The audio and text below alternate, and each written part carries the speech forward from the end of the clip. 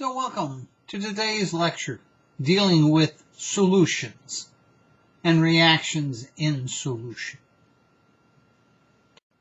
So what would happen if we combined lead nitrate with potassium iodide? What would happen if we mix those together? And the answer is basically nothing would happen if we simply mix those two together. Although those two materials would be more than happy to react if they could, if we just mix them together, nothing will happen. And why not? The reason nothing will happen is because most of those compounds are solids at room temperature. And when you mix solids together, you basically don't get any reaction because the ions can't get to each other. And the solids can't react because they can't actually mix together. You're ending up with a heterogeneous mixture. You just have the different crystals of the material and they're not. If instead of just mixing the solids together it produces basically no result, if we dissolve the compounds in water or add water to the mixture, we end up with a bright yellow solid forming. And this is important, something to keep in mind. It's not enough just to indicate what materials you are mixing together.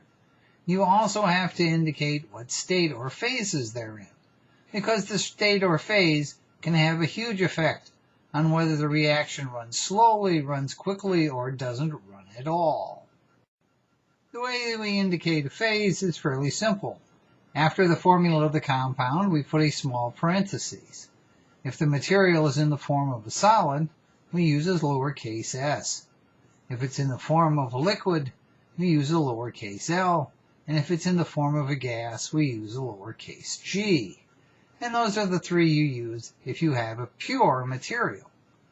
But often in chemistry, we don't work with just pure materials. Like I said, solids react tremendously slowly if you try and use them themselves. We more frequently use in solution. Specifically, we often use solutions which use water. And so we have a symbol for specifically something that is dissolved in water. We talk about an aqueous solution. And we use the small AQ in the parentheses to indicate that a solution is aqueous. There are a couple other symbols that we frequently run into. Often, in running the reaction, we want to emphasize what was actually reacting, what was actually changed, since there are often other materials in solution which in fact are not contributing to the chemistry. And when you form a precipitate, that is, you create a solid in the solution where you didn't have a solid before, we could just mention that it's a solid using the lowercase s. But frequently people will use a down arrow after the material to indicate that it is formed a precipitate. In the same way, when you form a gas, it is often, rather than using a G, it is often given an up arrow. And finally, we come to the reaction arrow itself. Sometimes there is information that is given on the reaction arrow as well. For example, you will often see underneath the reaction arrow a lowercase Greek letter delta, that is a small triangle.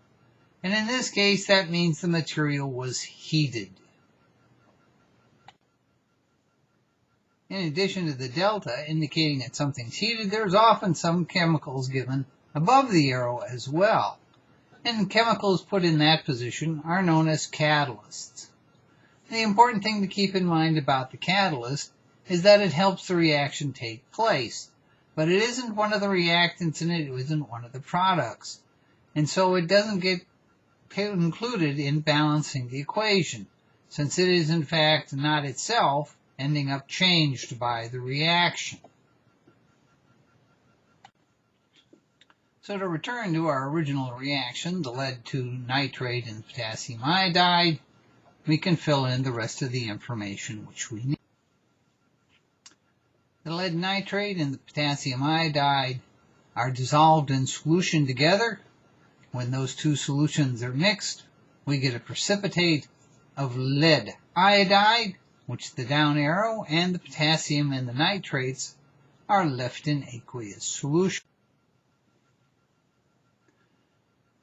Takes one lead nitrate to react with two potassium iodides. We get the lead iodide as a product, and have the remaining two potassium nitrates still in solution.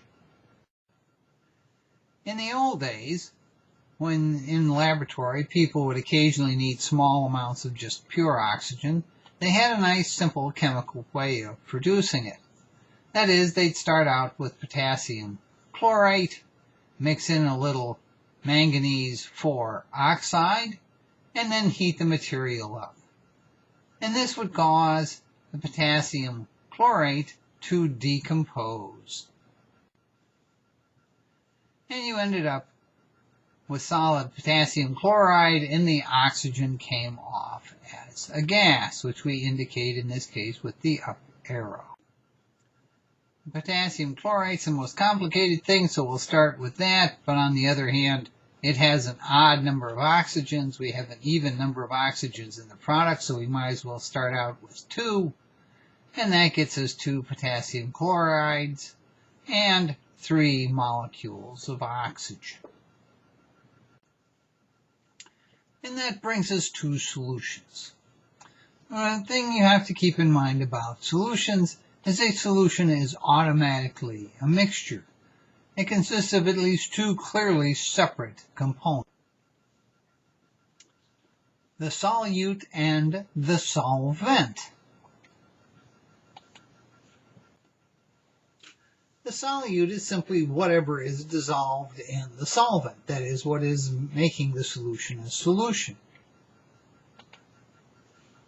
Alternatively, the solvent. And I've seen solvent defined as whatever the solute's dissolved in. That's a circular argument, doesn't tell you anything. Generally speaking, the solvent is usually the material present in the largest amount in the solution.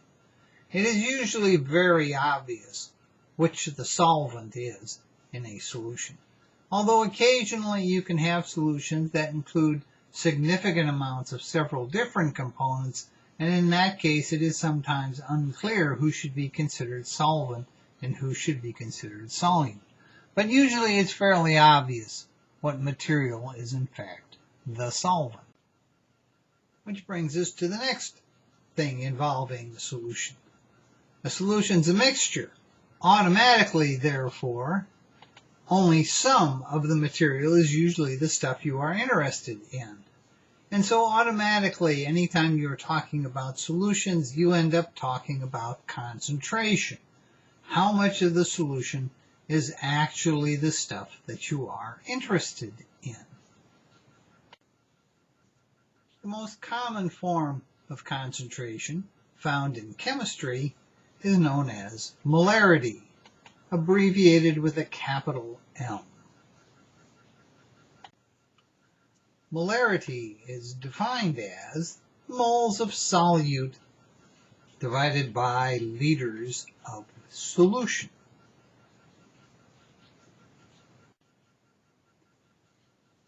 So, what would be the molarity of a solution?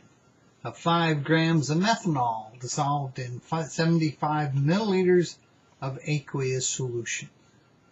Well, for molarity we need 2 quantities. We need moles and we need volume. So the first thing we're going to have to get is moles. 1 mole of methanol includes 1 mole of carbon at 12, 4 moles of hydrogen at 1, and 1 mole of oxygen at 16.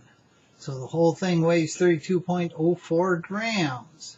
So 5 grams of methanol times 1 mole divided by 32.04 grams equals 0.15605,493 moles of methanol. That's our moles. But that's not the answer. That's simply moles. For molarity, we need moles divided by volume. So 0.15605,493 moles of methanol divided by 0.0750 liters. You have to keep in mind, molarity is in liters. It's most frequently to measure out volumes in milliliters in solution. but the molarity is defined as liters. Anytime you are dealing with molarity, you have to make sure all the volumes are in liters, which is equal to 2.0807 32418, which, since we started with 3 significant figures, which means we should only have 3. So our solution should be 2.08 molarity methanol aqueous solution. Let's consider another problem. How many grams of sodium chloride are present in 125 milliliters of 0.24 molar sodium chloride solution? In other words, how much of the solution is actually the stuff we are interested in? Well, molarity is defined as moles divided by liters of solution. Therefore, moles of solute would be equal to molarity times liters of solution. So, 0.24 moles of sodium chloride per liter times 0.125 liters gets us 0.0300 moles of sodium chloride. That's the amount of sodium chloride. Now we need the grams. So 0.03 moles times 58.44 grams of sodium chloride per mole of sodium chloride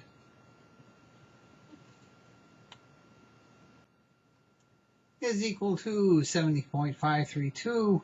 In other words, 17.5 grams of sodium chloride would be present in our 125 milliliters of solution. And finally, how many liters of 0.4 molar HCl solution are needed to obtain 8.6 times 10 to the minus 3 moles of HCl?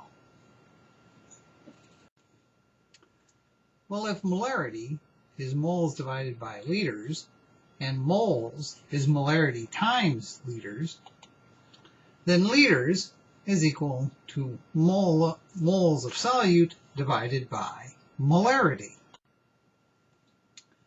So, liters of solution would be equal to 8.6 times 10 to the minus 3rd moles of HCl divided by 0.400 moles of HCl per liter. That would be equal to 0.0215 liters, but the problem asks for milliliters.